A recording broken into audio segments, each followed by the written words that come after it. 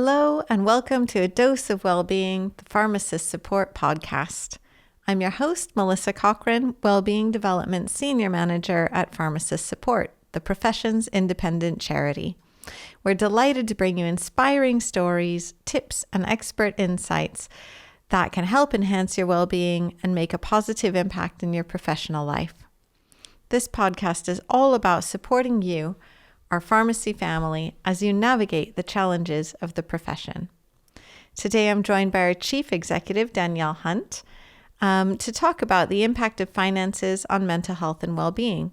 This is something that we see all the time in the charity. When people feel that they're in a precarious situation financially, it can lead to knock-on effects in their relationships and their sense of well-being. We often see firsthand at the charity the impact of financial stress can have on individuals and the transformative impact our grants have had on people. So Danielle, thanks for joining us today. And I thought we might start by talking about the main reasons that people come to Pharmacist Support for financial help. Yeah, sure. So there's a whole host of reasons, really. And a little bit like life. Life is completely unpredictable. Everyone's situations are slightly different. So I suppose that's similar in terms of the help that people need from us. It's often due to something unforeseen happening, and that's a general theme, really. I think we often find that people come to us and say, I never expected to need help from a charity. And with that, I feel like sometimes that's a bit of a barrier as well. So we do find, some people have left it a little bit too long to come to us because they've struggled to realise that they needed support. We help all sorts of people on different times in their journey. So I suppose with students and trainees, our support is really focused around making sure that they can complete their studies. So often, maybe with students or trainees, something's happened on their journey in terms of their financial situation. It might be they were receiving support from family members and then that suddenly stops, or they had a part-time job and then suddenly that stops and they just need a bit of extra support. Our bursary scheme that we also support students with in their last year, that's a little bit different and I suppose is one of our most impactful services. And that's to really help a pharmacy student who's almost there, but then something's happened. And some of the stories we hear are really quite sad. It might be something to do with a medical condition. It might be they've been a victim of crime and suddenly they've been in a really difficult situation and just a little bit of financial support can get them through to the end. And I think with pharmacists, it's mainly something unexpected. It could be someone's lost their job and they haven't got a buffer in any way. They're facing some sort of illness, maybe cancer, and have got prolonged treatment and then can't work and there's no financial kind of cushion for them. So I suppose often, like I said, it's something unexpected that's kind of plunged them into financial difficulty. Yeah, that resonates with me. I can hear how much difficulty it must feel like those people can be in when that happens. And I wonder, how does the charity help people and what impact does this have on them? Well, we do help people financially, but our approach is very holistic. Like I said, often the situation is complex and unique to the person, and what we often find is there's more going on than just a financial issue. Individual circumstances are very individual to them, so sometimes it can be kind of a mental health or physical ill health issue that's led to financial difficulty, and sometimes it's the other way around where they've had financial difficulty and that's then led to them having poor mental health or is affecting their physical health. So we aim to provide that holistic support. We also want to support people to kind of better their situation. So, often just giving a small grant isn't enough. What we need to do is help people kind of get on an even keel. So that might be getting them debt and benefits advice so they can understand and put kind of some extra support in place to help them long term. For kind of more the other side of things, like we might offer some peer support, we might offer some counselling, it might be a referral to our addictions counsellor because we recognise, there's a link there when we've been working with the person. So it is often very, very holistic, and I do often wonder what some of these people would do if the charity didn't exist. Because, some of the situations, especially if they've been left, can be quite difficult, but, we are there, and it is good that we offer kind of well-rounded support. That's great. And do you feel for any pharmacist students or trainees that there's anything might prevent them from reaching out to us to get help if they're struggling with their finances?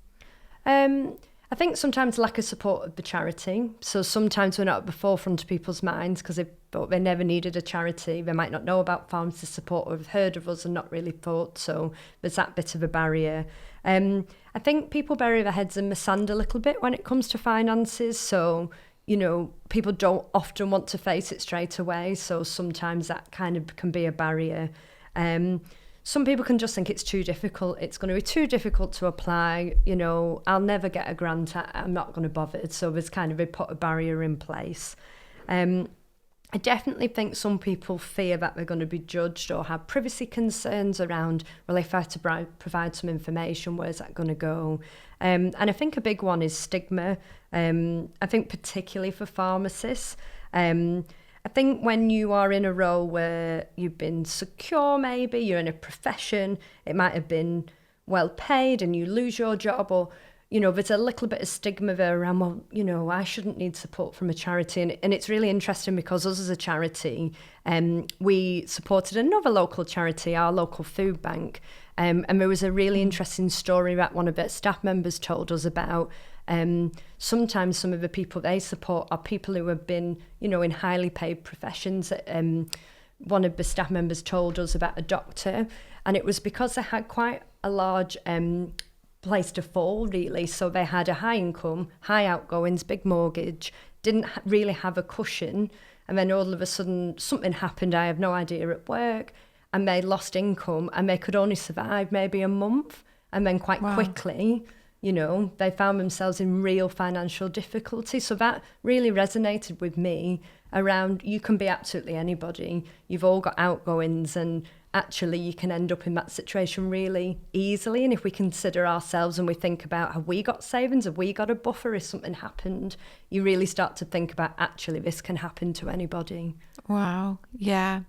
And so if there's somebody listening to this podcast who might be struggling but isn't reaching out to us, maybe they're fearful, maybe they're ashamed, maybe they think it's going to be too difficult, all of the things you've been talking about, what would you like to say to someone in that situation? Yeah, I would say you absolutely will not be judged. Anybody can find themselves in financial difficulty, and we are not here to judge at all. We're just here to help. In terms of the practical side, the process is quite straightforward. We try to remove as many barriers, and our team are always there to support. So, there is always somebody there to talk you through, help you through if you are finding it difficult, or mentally you're just in a place where you don't feel you can face it. Maybe just talking it through with a member of our team might just help a little bit. And our support is completely confidential. Our team are really highly trained. So I would absolutely recommend, if you do feel, you can't quite face it, just speaking to a member of the team, I think will offer some reassurance. That's great. That's great. And so having worked in the charity for many years, you'll have seen the impact that our grants and our can make it on people, and the impact that it can make on people to then be in a financially better off situation.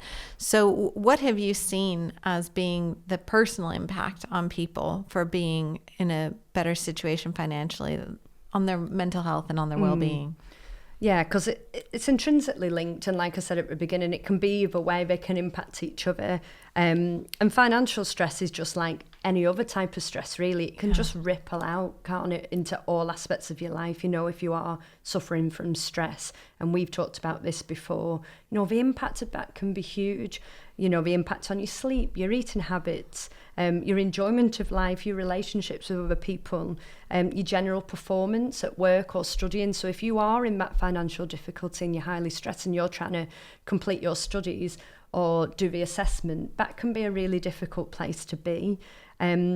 on the other hand, I think we all can feel, if we're feeling a bit more financially stable and we've got that bit of a cushion, you do feel a bit more relaxed and a bit more comfortable, and you can improve, your stress levels. And then people who have that bit more of a buffer and are a bit more financially stable are then often able to invest a lot more in the well-being. So purchasing healthier food, for example, which we know can often be a little bit more expensive, or joining a gym, or just taking care of themselves. So, you can invest a little bit more in yourself if you've got a bit more financially. Absolutely. Yeah. And if a pharmacy student or trainee is struggling with their finances, how do they approach us for help? What would be the best way for them to come forward? It's personal preference, really, because like I said, you can contact the team. But personally, I would go onto our website because it really outlines all the different support available. So you can have a look at what we offer as a charity and maybe make an informed decision yourself and say, actually, this is the kind of path I want to take. So it might be an initial step is you want to request some support around debt and benefits advice and just understand where you're up to before you do anything else. It might be you've read our criteria for applying for a grant and feel like, no, actually that's what I need. And you can complete like an online application quite simply. But like I mentioned, sometimes if your mental state isn't great, you just can't face some of that. So our team are at the end of the phone to talk through that process, can talk through what you're facing and maybe offer, some advice on some of the support we offer. We also are very good at signposting as well to other organisations if we identify something where we feel like someone else could help as well. That's great. And in thinking about creating longer term financial stability, I know we've recently joined with Rebel Finance School to provide financial education. Why did you think this was an important thing to add to our offer? Yeah, so I think through seeing some of the grants come in, I think what we see is some of it is down to lack of financial education and planning, and some of it is just we haven't been given the skills. In this country, we're not really taught financial skills. We're not educated at school into how to manage your household finances, what you should do. So I think there's a real lack of support around that area. And I think an assumption, if you're highly educated, you just assume to be able to just manage your finances. And sometimes it's not that simple. But you need some tools you need to better understand, or you don't even know what questions you need to kind of ask. Like, what should you be asking yourself? I think what we have seen through some of the grant applications is people don't have an adequate safety net because they haven't really planned out their finances. So they're okay day to day and life's quite comfortable. Something unexpected happens and all of a sudden we're plunged into financial difficulty, where if there was a bit more of a safety net, then that would feel more comfortable and they could probably support themselves and probably not plunge quite as deeply into difficulty. And I think, in those situations, because people don't have the tools and techniques, they're not able to take control. And I think it's really important, to feel in control, to benefit your well-being and mental health. If you feel in control and you know where things are up to, that can be quite empowering. Yeah. And so in adding this element of financial education to our offer, what kind of difference do you hope that this will make to pharmacists? And do you see this differing based on what stage of their lives or their career they're in? So would it be different for a pharmacy student than it would be to someone approaching retirement, for example? So what I found really interesting as we've been working with Rebel Finance School is they keep saying it doesn't matter what age you are, you can make a positive difference because, everyone's plan will be different. And I think for me, it allows people to step back and really think about what they want as well. Where do you want to be financially? And are you gearing yourself up to get there? And I think, as we've been looking at it as a team, it's made us all think a little bit about where's our pension up to? What are our plans? When do we want to retire? At what age? What do we want to be doing with our lives? It really makes you think about those questions. So I definitely think the course is tailored for any situation, any age. It's about making you think about what you want and then giving you some tools around, right, how do I plan to get there? And I think that's what will be really empowering. I think raising awareness and giving you a greater understanding of where you are financially will be the thing that secures everyone's financial future. And what that looks like might be totally different from one person to the next. That's brilliant. Well, thank you so much for your insights, Danielle. It's really interesting hearing from you because you've been with the charity for many years, and I know you've seen a lot of people come through with their applications for financial help, and you've seen firsthand the impact that it's had on them. So it's really great to hear your insights. And I'm so glad that as a charity, we're working to support pharmacists, not just with their finances in that moment of crisis, but planning out for the future and trying to make people more resilient overall. So if, like me, you've found what we've spoken about today interesting, you can find further information, videos, and online content on our website. If you're a pharmacist, pharmacy student, or trainee, you may be interested in checking out Rebel Finance for Pharmacists, Your Path to Financial Freedom, which is on our Wellbeing learning platform. For further information on our support services, please click on the How We Can Help link in the podcast description. Please don't hesitate to reach out if you feel that we can support you. We want to continue providing our free and confidential support services and to open up conversations like this. So if you enjoyed our podcast episode today, please consider making a donation so we can continue creating more content to support mental health and well-being in the charity. You'll find a link in the podcast description or a QR code at the end of the video if you're watching this episode. Donations help us to provide our essential services such as counseling, peer support, and financial assistance. So thank you so much for listening, and we look forward to seeing you again on our next podcast.